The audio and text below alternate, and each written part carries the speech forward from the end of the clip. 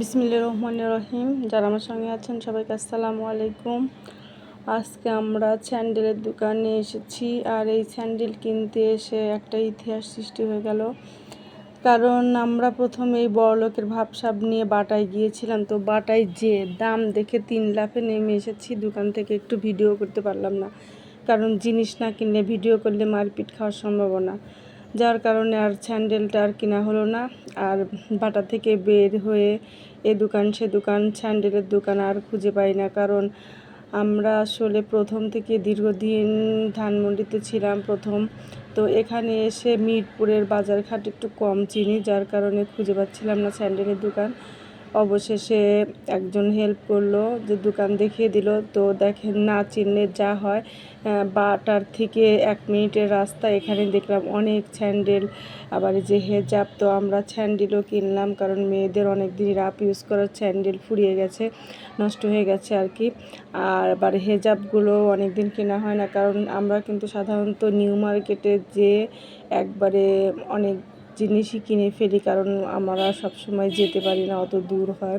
আবার নিউ মার্কেটে গেলে সব কিছু পাওয়া যায়, এটা একটা সুবিধা। এবং পাইকারি দোকান থেকে নিয়ে আসি আরেকটা সুবিধা, যার কারণে আমরা শুধু সুযোগ সুবিধাই খুঁজতে থাকি। তো এখানে এসে যা হলো যে এরা কম দামে দিতে চায় না, তো হেজাবগুলো অত বেশি ভালোও না। তারপরও বললাম যে ঠিক আছে, তাহলে আমরা একটু বেশি করেই নেই, 2 মেয়ের জন্য 4টা নেই, তাহলে একটু কম দাম নেবে। অবশেষে 2 মেয়ের জন্য 4টা হেজাব নিলাম, আর 2 জোড়া স্যান্ডেল, এক একজনের 2 জোড়া করে 4 জোড়া স্যান্ডেল, আর আমার জন্য 1 জোড়া। কারণ বৃষ্টির দিন আসছে এখন, আসলে এই যে কোচিংয়ে যেতে হয়, তখন কিন্তু রাফ ইউজের জন্য একটু নর্মাল স্যান্ডেলের দরকার হয়। তো স্যান্ডেল অনেক দিন ধরে নষ্ট হয়ে গেছে, আবার হেজাবগুলো অনেক দিন কেনা হয় না। তো সব কিছু মিলিয়ে আসলে বাইরে যাওয়াই হয় না, এত গরমে আসলে যাওয়া সম্ভব হয় না। কারণ রোজার ঈদের আগে একবার কিনতে চেয়েছিলাম, কিন্তু হলো না, কারণ এত গরমের কারণে নিউ মার্কেটের দিকে যেতে পারিনি। আর এই নিউ মার্কেটে যাব করেই কিন্তু বাজারঘাট সব বন্ধ করে রেখেছিলাম। কি আর করা, কতদিন আর এমন করে চলা যায়। অবশেষে বাধ্য হয়ে এই গরমের মধ্যে মরতে মার্কেটে গেলাম। যা হোক, এটা শেওড়াপাড়া, এটা মক্কা মার্কেট না কি বললো। তারপরে এটা বললো যে এখন আর মক্কা নামে পরিচিত না, এখন কী যেন একটা বললো নাম। তো যা হোক, আমাদের কিনা দানা হয়ে গেছে। গরিবের বাজার, আসলে আমি আগেও বলেছি, গরিবের মরা কোনো মতো চোখ বোঝা আমাদের বাজারঘাট কোনো মতো হয়ে গেল। যেমন বাজার তেমন মার্কেট আর কি। তো এই মার্কেটটা কিন্তু আমাদের মতো মধ্যবিত্ত বা নিম্ন মধ্যবিত্তদের জন্য ভালোই আছে।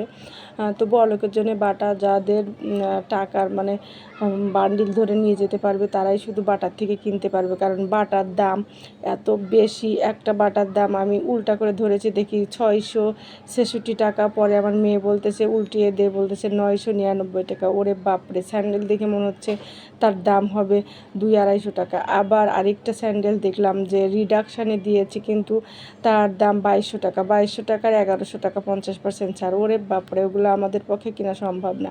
আর এদিকে বাসায় এসে কিন্তু মেয়েরা আবার সেটা ট্রাই করছে কেমন হচ্ছে। তো এই জোড়া কিন্তু আমার স্যান্ডেল, আর বাদ বাকি ওই 2 জোড়া করে ওদের।